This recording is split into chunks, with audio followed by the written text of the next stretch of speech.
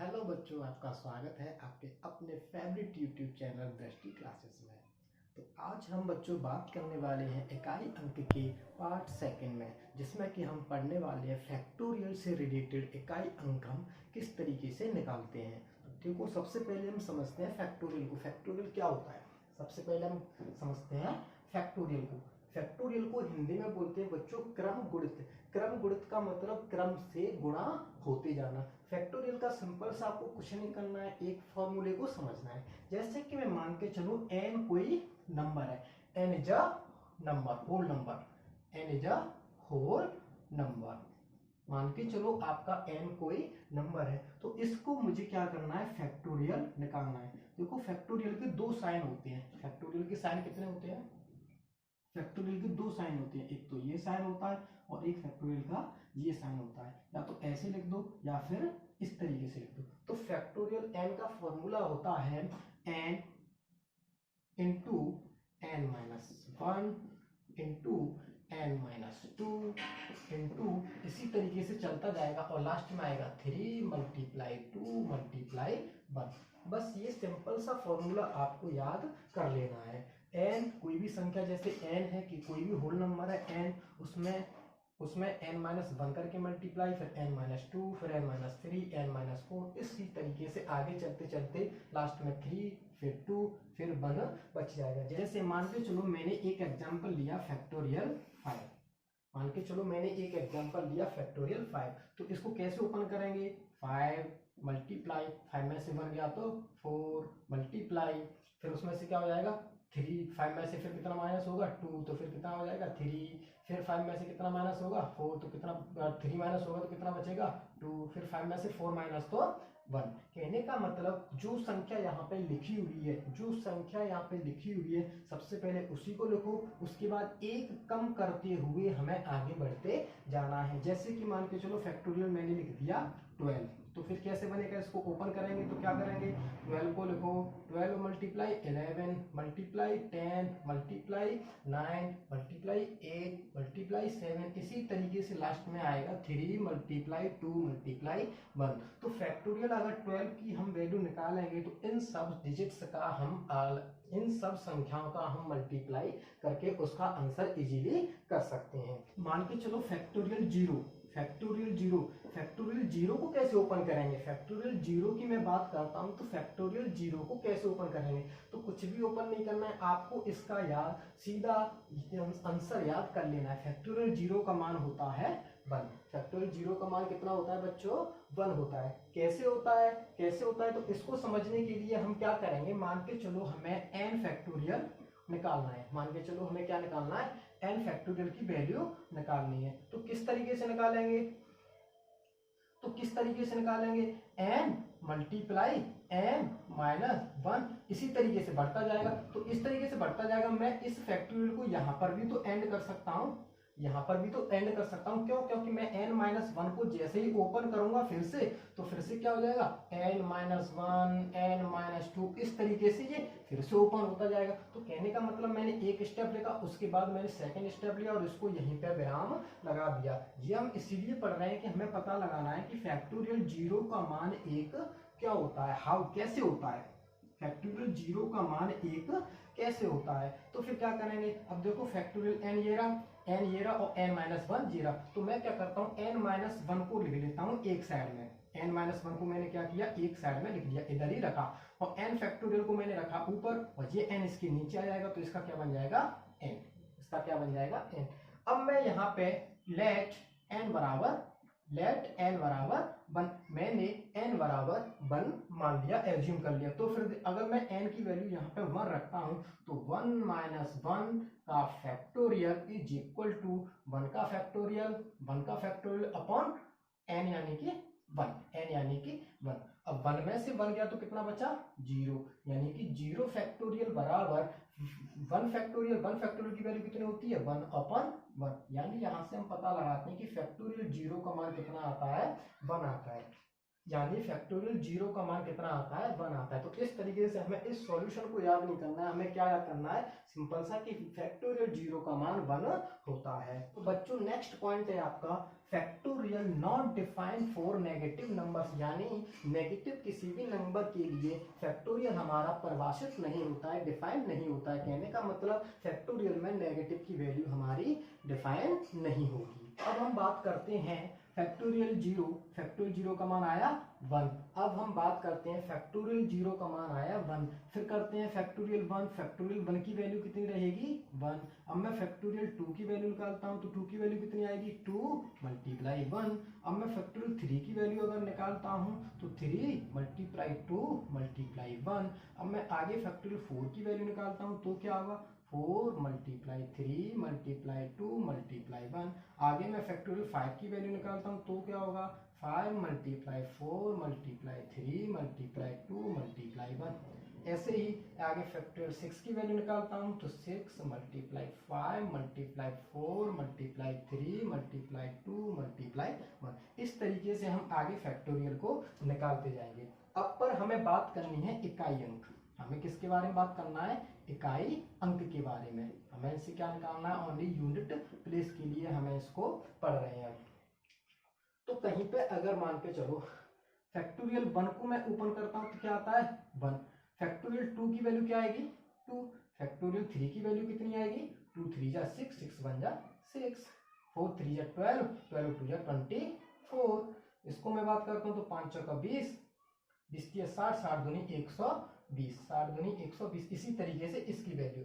अब मैं बात करता हूं जैसे कि अगर मैं यहां से देखूं तो देखो अब 1 की तरफ गौर करो, 1 की तरफ गौर करेंगे और 2 6 24 इसी तरीके से ये आगे जाता जाएगा। अगर मैं यहाँ पे फैक्टोरियल 1 को देखूं तो ये ओनली एक विषम संख्या होगी, ओनली विषम संख्या, ओनली विषम संख्या। इसके बाद जितनी भी संख्याएं हमारी होंगी वो कैसी होंगी, सम संख्याएं होंगी। इसके बाद जितनी भी हमारी संख्याएं आएंगी वो कैसी होंगी, सम संख्याएं होंगी। ठीक है। और एक बात करते हैं, और बात क्या करते हैं कि ओनली इन नंबर्स को मैं देखूं, ऊपर के ओनली इनके 4 नंबर्स को देखूं तो इन में देखो 6 है 2 है और 1 है, इन में नॉट डिवाइडेड बाई 4, नॉट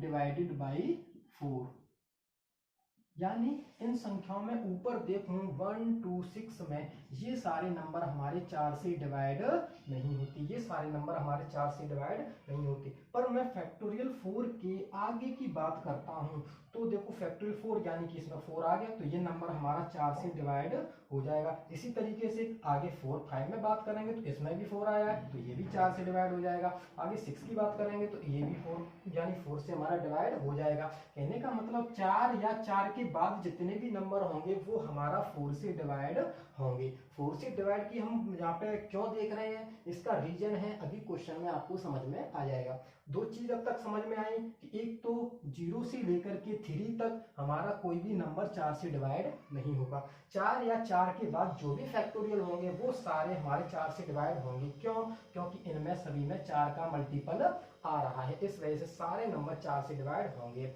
ठीक है। और क्या चीज समझ में आई कि ओनली इसमें 1 का फैक्टोरियल होता है वो हमारा ऑड होता है और 1 के बाद जितने भी फैक्टोरियल आते हैं वो हमारे इवन होते हैं। अब तीसरी चीज और समझते हैं, तीसरी चीज ये है कि देखो बच्चों मैं अगर ध्यान से देखूं 5 के फैक्टोरियल को देखूं तो 5 आया और इसमें एक कोई भी सम संख्या आ गई। अगर मैं इनका मल्टीप्लाई करूंगा तो यूनिट प्लेस पे हमेशा क्या आएगा 0 आएगा। अगर मैं इनका मल्टीप्लाई करूंगा तो यूनिट प्लेस पे हमेशा मेरा 0 आएगा। कहने का मतलब अगर मैं 5 या 5 से आगे, क्योंकि इसमें भी 5 आएगा 4 आएगा, ऐसे आगे बढ़ते जाएंगे तो उसमें भी 5 और 4 मेरा हमेशा रहेगा।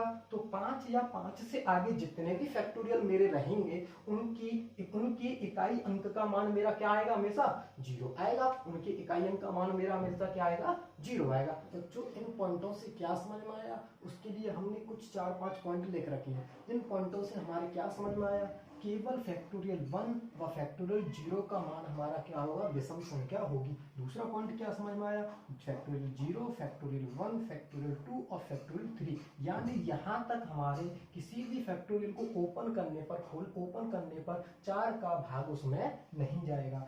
फैक्टोरियल 4 या इससे ऊपर की सभी फैक्टोरियल में हमेशा 4 से भाग जाएगा। क्यों? क्योंकि उसमें हमेशा 4 रहेगा, क्योंकि सारी संख्या किसमें है, गुणा में है, इस वजह से सब में 4 आएगा, तो वो संख्या हमारी 4 से डिवाइड होगी। नेक्स्ट पॉइंट है फैक्टोरियल 5 या इससे ऊपर की किसी भी फैक्टोरियल में इकाई अंक हमेशा क्या रहेगा, 0 रहेगा। फैक्टोरियल 5 तक आ जाए या फैक्टोरियल 5 से आगे आ जाए तो उसमें हमेशा हमारा इकाई का अंक जो रहेगा वो हमेशा 0 रहेगा।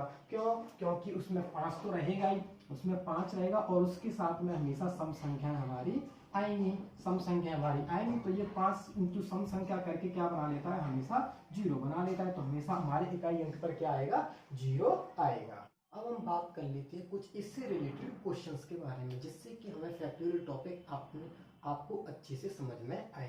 तो जैसे फर्स्ट क्वेश्चन मैंने लिख रखा है, फर्स्ट क्वेश्चन मैंने लिख रखा है 888 की पावर 9235 और ये फैक्टोरियल प्लस 222 की पावर 9235 का फैक्टोरियल प्लस 666 की पावर 2359 का फैक्टोरियल प्लस 99 की पावर 9999 का फैक्टोरियल। तो अब मैं यहाँ पे बात करता हूँ, जैसे मैंने बोला था कि अगर 4 से कोई भी बड़ा फैक्टोरियल आगे निकल जाए, 4 से फैक्टोरियल जितने भी ज्यादा होंगे उनकी पावर हमेशा कैसे होगी, 4 से डिवाइड होगी, उनकी पावर हमेशा कैसी होगी, 4 से डिवाइड। और इकाई अंक में मैंने पढ़ा था, हमने पढ़ाया था, इकाई अंक में हमने पढ़ाया था कि 8 के केस में हम क्या करते हैं, पावर को 4 से डिवाइड करते हैं। 8 के केस में हम क्या करते थे, पावर को 4 से डिवाइड करते थे, पर यहाँ पे हमें पता है कि ये जो पावर है हमारी 4 से पूरी तरीके से डिवाइड हो जाएगी। तो कहने का मतलब जो इकाई अंक 8 है इस पे हम पावर कितनी लगा देंगे, 4 लगा देंगे, क्योंकि यहाँ पर रिमाइंडर कितना बचेगा,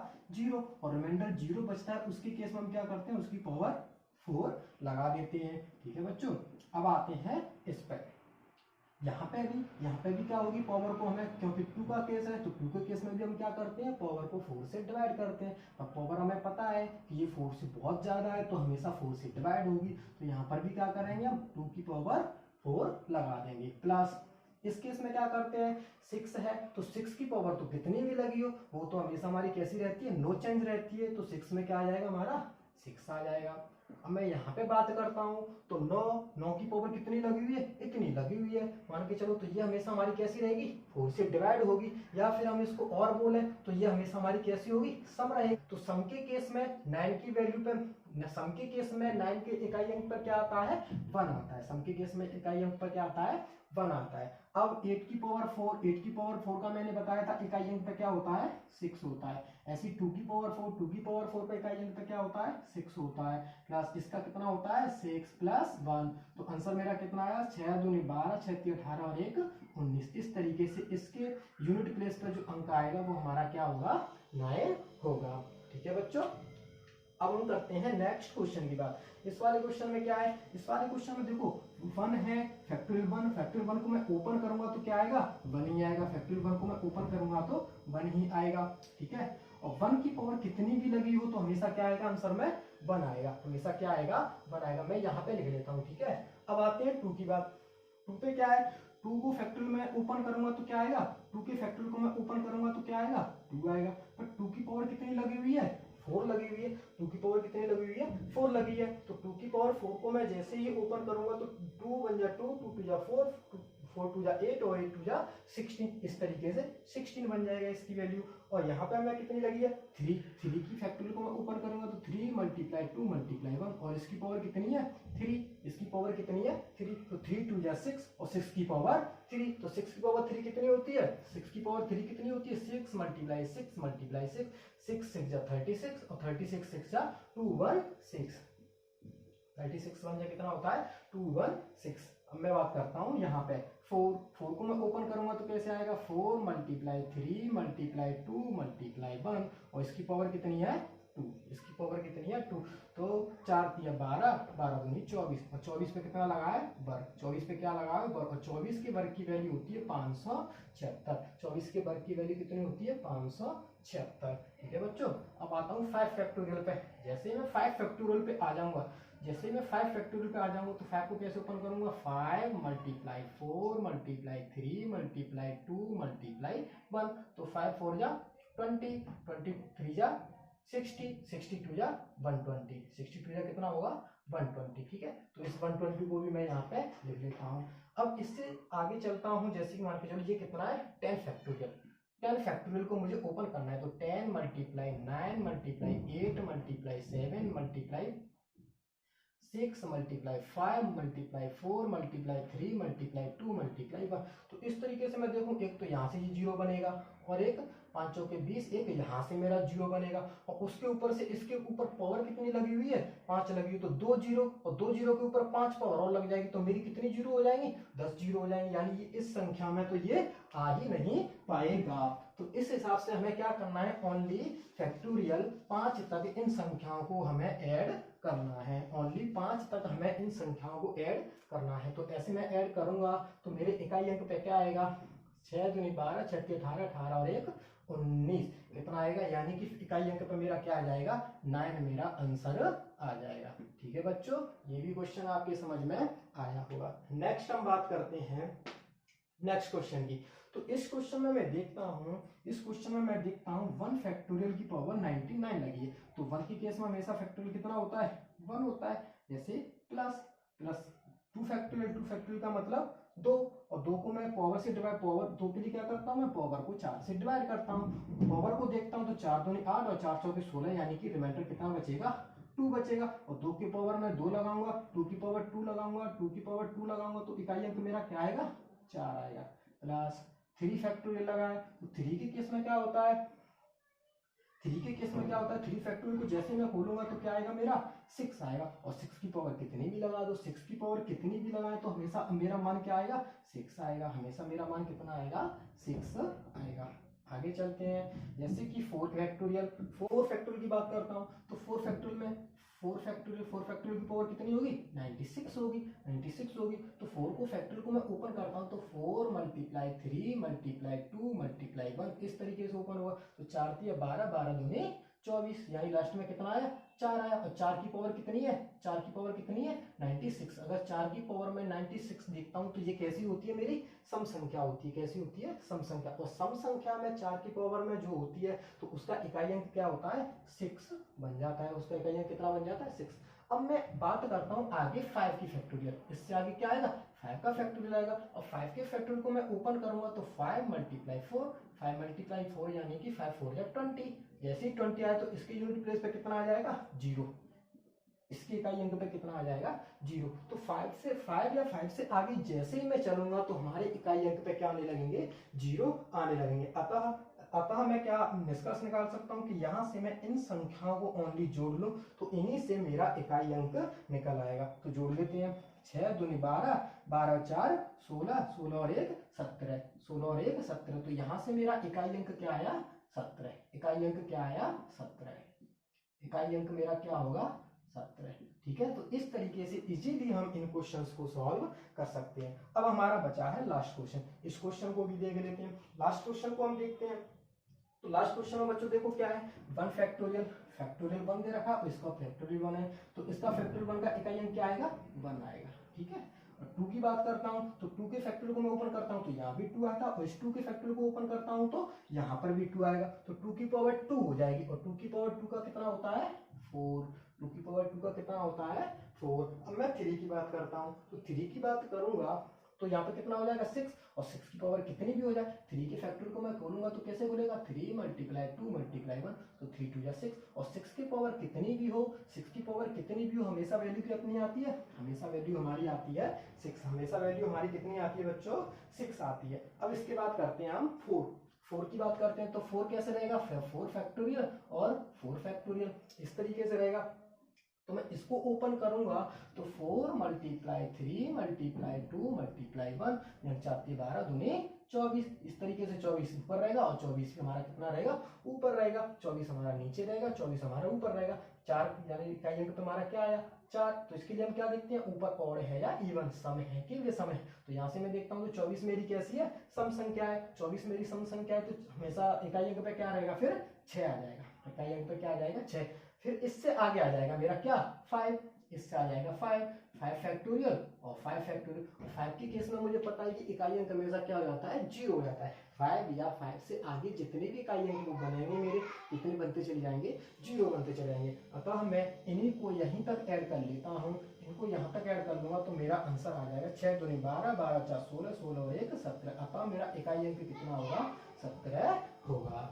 अब हम बात करते हैं कुछ और नए क्वेश्चंस पे। चलिए इनके लिए हम ट्राई करते हैं। जैसे कि मेरा फर्स्ट क्वेश्चन दे रखा है 4 मल्टीप्लाई 9 की पावर 2 मल्टीप्लाई 4 की पावर 3 मल्टीप्लाई 9 की पावर 4 मल्टीप्लाई 4 की पावर 5। इसी तरीके से आगे बढ़ता जा रहा है। अगर मैं यहाँ पे ध्यान से देखूं तो 4 की पावर 1 है, 4 की पावर यहाँ पे 3 है, 4 की पावर यहाँ पर 5 है। तो कहने का मतलब 4 की पावर मेरी कैसी चल रही है, विषम संख्या में चल रही है, विषम संख्या में चल रही है। और 4 की पावर जैसी विषम होती है तो मेरा इकाई अंक क्या आता है, 4 की पावर जैसी विषम होती है तो मेरा इकाई अंक क्या आता है, हमेशा 4 आता है। तो कहने का मतलब अगर मैं यहाँ से इकाई अंक निकालूंगा तो 4 आएगा, यहाँ से भी निकालूंगा तो 4 आएगा, यहाँ से निकालूंगा तब भी 4 आएगा। तो इस तरीके से मेरे 4 कितनी बार आएगा, इस तरीके से मेरा 4 आएगा। कितनी बार आएगा, देखो 1 से लेकर के 100 तक कितनी संख्याएं होती हैं, कितनी विषम संख्या या सम संख्या होती है। 1 से लेकर के 100 तक मेरी 50 सम संख्याएं होती हैं और 50 मेरी विषम संख्याएं होती हैं। तो 4 मेरा ऐसे करके कितनी बार आएगा, 50 बार आएगा। 4 मेरा कितनी बार आएगा, 50 बार आएगा। अब मैं देखता हूँ 9 को, तो 9 को देखो यहाँ पे देखो तो जी 2 के बाद 4, 4 के बाद 6, फिर इसके बाद 100। तो इस तरीके से 9 मेरा कैसा है, सम। 9 के ऊपर कैसे, 9 के ऊपर कैसी पावर लगी हुई है, सम लगी हुई है। और 9 के ऊपर जैसी पावर सम होती है तो मेरा इकाई अंक पे क्या आता है, 9 के ऊपर सम में मेरा इकाई अंक क्या आता है, 1 आता है। यानी कि मेरा जो 1 है वो 1 कितनी बार आया होगा, 50 बार आया होगा। कहने का मतलब 4 multiply 1 is equal to 4 multiply 1 और इसकी पावर कितनी आई होगी, 50 आई होगी। तो 4 एकम 4 यानी 4 की पावर कैसी होगी, 50 होगी। 4 की पावर कैसी होगी, 50 होगी। और 4 की पावर 50 मेरी कैसी होती है, सम संख्या होती है। तो 4 की पावर 50 मेरी कैसी है, सम संख्या है। और सम संख्या 4 की पावर जैसी सम संख्या लगती है तो मेरा इकाई अंक क्या हो जाता है, 6। इकाई अंक मेरा क्या हो जाता है, 6। इस तरीके से मेरे इस क्वेश्चन का आंसर होता है 6। जैसे कि यहाँ पे 4 है, 4 की पावर कितनी, यहाँ पे 1। ऐसे ही 4 की पावर यहाँ पे कितनी, 3। 4 की पावर यहाँ पे कितनी है, 5। इसी तरीके से मेरी 4 की पावर विषम संख्याओं में चलती गई है। तो यहाँ पे मेरी 4 की पावर कितनी होगी, तो 4 का इकाई अंक, यहाँ से मेरा 4 का इकाई अंक क्या आएगा, 4। कितना आएगा इकाई अंक, 4। क्यों, क्योंकि 4 के ऊपर जैसी विषम संख्या लगती है तो मेरा इकाई अंक आता है 4। और 4 के ऊपर कोई भी सम संख्या लगती है तो मेरा इकाई अंक क्या आएगा, 6। तो बस इतना सा कॉन्सेप्ट हमें याद रखना है। तो 4 की पावर विषम संख्या तो 4। इसी तरीके से यहाँ पे भी कितना आएगा, 4। इसी तरीके से यहाँ पर भी कितना आएगा, 4। ठीक है, इस तरीके से मेरा चलता जाएगा। ये कितनी बार आएगा, ये कितनी बार आएगा, क्योंकि इसमें विषम संख्या कितनी होंगी, 50। क्योंकि ये कहां तक गया है, 100 तक गया। इस वजह से यहाँ पे विषम भी 50 होंगी और सम भी मेरी 50 होंगी। तो ऐसे इस तरीके से 4 मेरा कितनी बार आएगा, 50 बार आएगा। तो क्या मैं इसे ऐसे नहीं लिख सकता, 50 गुणा 4। ठीक है, ठीक है। फिर लगा देते हैं हम प्लस का निशान। अब देखते हैं 9 को, तो 9 के ऊपर कैसी संख्या है, सम संख्या। 9 के ऊपर कैसी लगी हमारी घात, सम लगी हुई है। और 9 के ऊपर जैसे ही सम घात हम लगाते हैं तो उसका मान हमेशा हमारा क्या आता है, 1 आता है। और 1 कितनी बार आया है, 1 भी हमारा कितनी बार आया होगा, 50 बार आया होगा। तो 1 मल्टीप्लाई 50, तो इसको भी 50 से मल्टीप्लाई कर दो। तो 5 चौके 20, तो यानी ये कितना हो जाएगा, 200। और प्लस ये कितना हो जाएगा, 50। तो इस तरीके से मेरा इकाई अंक क्या आ जाएगा, 0। इस तरीके से मेरा इकाई अंक इसका 0 हो जाएगा। ठीक है बच्चों, तो ये क्वेश्चन भी आपके समझ में आ गया होगा।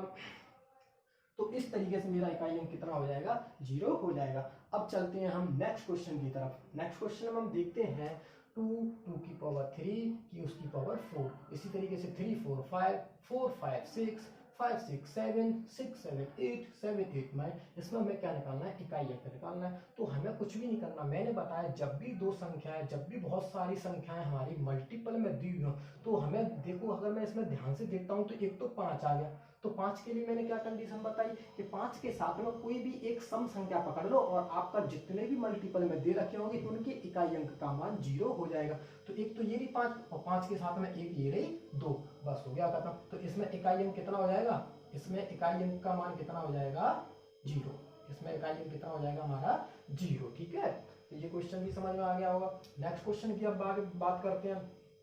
3 3 3 यानी 3 की पावर n लगी है, इसका इकाई अंक 7 है, यानी कि 3 की पावर में कितनी भी लगा दूं और उसका इकाई अंक मेरा कितना आ रहा है 7 आ रहा है। कहने का मतलब 3 की पावर में n कितनी लगाऊं जब उसका इकाई अंक मेरा 7 आए। तो मैं 3 की पावर में देखता हूँ, देखो 3 की पावर 1 लगाता हूँ तो कितना आता है 3 आता है, 3 की पावर में 2 लगाता हूँ तो कितना आता है 9 आता है, 3 की पावर में 3 लगाता हूँ तो कितना आता है 27 आता है, यानी मेरा इकाई अंक कितना आता है 7 आता है। इसका मतलब अगर मैं यहाँ पर n बराबर कितना लगा दूं 3 लगा दूं तो मेरा इकाई अंक कितना आ जाएगा 7 आ जाएगा।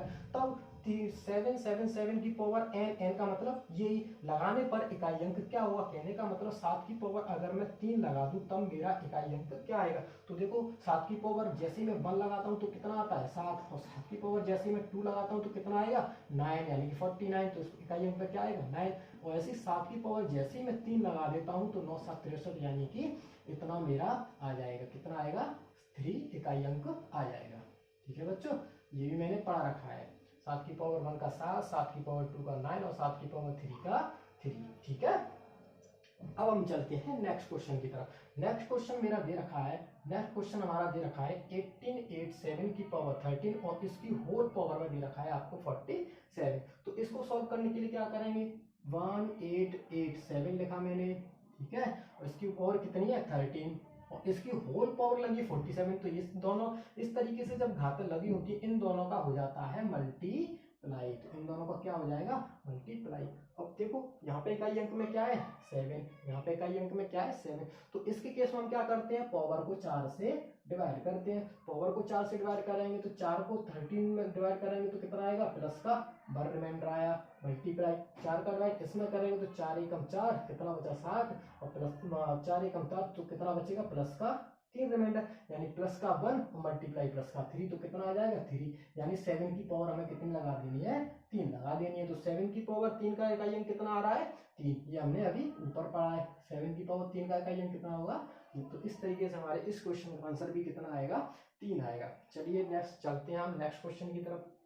जैसे कि यहाँ पे कितना है 9 है, कितना है 9, तो 9 की पावर हमें कितनी लगेगी 81 91 और 96। तो इस तरीके से जब पावर दे रखी होती है एक ब्रैकेट के ऊपर एक ब्रैकेट के ऊपर एक पावर, एक ब्रैकेट के ऊपर एक पावर, तो इन तीनों पावर का क्या हो जाता है मल्टीप्लाई हो जाता है। तो 9 की पावर 81 मल्टीप्लाई 91 मल्टीप्लाई 96। अब हमें क्या करना होता है 9 की पावर में क्या बताना होता है सम या विषम बताना होता है। तो मैं इस पावर को अगर ध्यान से देखूं तो देखो 6 का मल्टीप्लाई 6 से 6 एकम 6 और फिर इसके इकाई अंक का 6 का मल्टीप्लाई 6 से तो क्या हो जाएगा 6, यानी कि ये हमारी कैसी हो जाएगी सम संख्या बन जाएगी। और 9 की पावर सम संख्या जैसे ही बनती तो उसका इकाई अंक कितना आता है 1। 9 की पावर जैसे ही हमारी सम संख्या बनती है तो उसका आंसर हमारा 1 आ जाता है। तो आगे चलते हैं और नए क्वेश्चन की तरफ। जैसे कि फर्स्ट क्वेश्चन मेरा दिया था है 141 पूर्ण संख्याओं के योग में इकाई अंक क्या होगा। अगर मैं यहाँ पे कौन सी संख्या दे रखी है पूर्ण संख्या। पूर्ण संख्या क्या होती है मैंने पढ़ा रखा है। अगर आपको इन सब के बारे में पूर्ण संख्याओं के बारे में जानना है तो मेरी वीडियो यूट्यूब पर पहले से पड़ी हुई है। पूर्ण संख्या ऐसी संख्या होती है जीरो से स्टार्ट होकर के आगे ऐसे करके चलती आती है कहाँ तक अनंत तक। तो अगर 141 पूर्ण संख्याओं की बात करूँ तो पूर्ण संख्या कहाँ से स्टार्ट होती है जीरो से 1 2 इस तरीके से चलते हैं कहाँ तक जाएंगे 140 तक। जिसमें से क्या करना पड़ेगा मुझे एक जीरो को ऐड करना पड़ेगा तब ये कितनी हो जाएंगी 141 हो जाएंगे। ठीक है, तो कहने का मतलब अगर मैं प्राकृत संख्या देखूं तो ये कितनी होंगी 1 से लेकर के 140 तक होंगी। और प्राकृत संख्याओं के सम का फॉर्मूला योग का फॉर्मूला होता है योग 1 से n तक प्राकृत संख्याओं का योग, प्राकृत संख्याओं का योग बराबर होता है n इंटू n प्लस 1/2। ये होता है कि नहीं होता। ठीक है, तो हमारी n कितनी है यहाँ पे 140, n कितनी 140, तो 140 कोष्टक 140 प्लस 1 बटे 2। 140 कोष्टक 140 प्लस 1 बटे 2 तो कितना हो जाएगा 140, यानी ये तो हो जाएगा 141, और 141 मल्टीप्लाई ये कितना हो जाएगा 140 बटे 2, यानी 2 को इससे काटूंगा तो कितना आएगा 70। तो लास्ट में कितना बच रहा है 0, तो हमारा इकाई अंक क्या आएगा 0। इकाई अंक क्या रहेगा हमारा 0। ठीक है बच्चों, समझ में आ गया होगा। नेक्स्ट क्वेश्चन हम चलते हैं। इसके जैसे ऑप्शन दे रखे हैं 1, दूसरा दे रखा है 3, सी दे रखा है 8 और डी दे रखा है 6। 1, 3, 8, 6 आपके इसके ऑप्शन दे रखे हैं। तो जैसे इस क्वेश्चन में दे रखा है 5, 5, 3, 8, 5, 6 मल्टीप्लाई 4, 3, 9 एन का इकाई अंक n प्लस 2 है। इसका मतलब क्या है कि अगर मैं इसका इकाई अंक देखूं और इसका इकाई अंक देखूं और इसका इकाई अंक देखूं, इन तीनों का क्या कर दूं मैं मल्टीप्लाई, इन तीनों क्या कर दूं मल्टीप्लाई, तो वो हमारे इकाई अंक के बराबर हो जाएगा। जैसे कि 3, 3 और 6 18, 3 और 6 कितना होगा 18, और 18 का मल्टीप्लाई किससे होगा n से, तो इन दोनों के मल्टीप्लाई से हमारा इकाई अंक आएगा। तो 8 मल्टीप्लाई n बराबर क्या होगा n प्लस 2 हमारा निकलेगा। क्योंकि यहाँ पे इक्वेशन एक ही है और वेरिएबल हमारे 2 आ गए, तो इस वजह से हमें इस क्वेश्चन को ऑप्शन से सॉल्व करना पड़ेगा। अब देखो जैसे कि मैं मान के चलो n की वैल्यू, आपको क्या करना है n का मान निकालना है। तो n की वैल्यू मान के चलो मैं 1 ले लेता हूँ। n की वैल्यू जैसे मैं 1 लूंगा तो 1 को मैं यहाँ पर पुट करूंगा, तो 1 का मल्टीप्लाई 8 से करूंगा तो कितना आएगा 8, और इधर कितना बचेगा 3, तो ये इसके बराबर नहीं होगा, ये इसके बराबर नहीं होगा। तो यानी एक ऑप्शन से ये मेरा सॉल्व नहीं हो सकता है। तो फिर क्या करना पड़ेगा, मुझे बी ऑप्शन लेना पड़ेगा। तो 20 से 24 और 3 2 5, यानी बी ऑप्शन से भी मेरा ये सॉल्व नहीं होगा, इस ऑप्शन से भी सॉल्व नहीं होगा। फिर लेता हूँ मैं 6 को, फिर मैं लेता हूँ 6 को जैसे मैं रखता हूँ तो 8 मल्टीप्लाई 6, और इधर रखूँ मैं 6 प्लस 2, इधर मैं रखता हूँ तो 6 प्लस 2, तो 8 छिंगे 48, और इधर कितना हो रहा है 6 प्लस और 2 8, यानी यहाँ से ये दोनों चीजें मेरी बराबर आ जाती। तो इस तरीके से यहाँ पे n की वैल्यू कितनी आ जाएगी मेरी 6 आ जाएगी, n की वैल्यू मेरी कितनी आ जाएगी 6 आ जाएगी। ठीक है बच्चों, तो क्वेश्चन समझ में आया होगा। एक बार और रिवाइज कर देता हूँ। इसके तीनों का इकाई अंक कितना दे रखा था हमारा n प्लस 2 दे रखा था, यहाँ पे ये n दे रखी है। तो इन तीनों का जैसे ही मैं मल्टीप्लाई करूंगा तो इन तीनों के मल्टीप्लाई से मेरा क्या निकलेगा लास्ट का अंक इकाई अंक निकलेगा, जो कि मेरा n प्लस 2 दे रखा है। तो 8 का मल्टीप्लाई n से करेंगे बराबर n प्लस 2 हो जाएगा। ठीक है, तो इन क्वेश्चन को हम किसके सॉल्व करेंगे, अब ऑप्शन की सहायता से यहाँ से सॉल्व कर लेते हैं। n को मैंने जैसे 6 लिया तो 8 का मल्टीप्लाई 6 से करूंगा, 8 से 48, यानी यहाँ पे इकाई अंक कितना आया मेरा 8 आया। तो इसमें मैं ऐसी क्या संख्या रखूं जिससे कि ये 8 हो जाए, तो यहाँ पे 6 रख दूंगा, तो 6 प्लस 2 यानी कि 8 मेरे क्वेश्चन का आंसर हो जाएगा। ठीक है बच्चों, तो आशा करता हूँ मैं आपको सारे क्वेश्चन समझ में आए होंगे। अगर आपको कोई भी क्वेश्चन समझ में नहीं आ रहा है तो मुझे कमेंट करिए और बताइए, और जो भी प्रॉब्लम हो आप मुझसे शेयर कीजिए, कमेंट में मुझे बता सकते हैं। ठीक है, तो आज के लिए इतना ही काफ़ी। आगे मिलेंगे नए कुछ और नए कॉन्सेप्ट के साथ में, नए टॉपिक के साथ में। तब तक के लिए टेक केयर, बाय।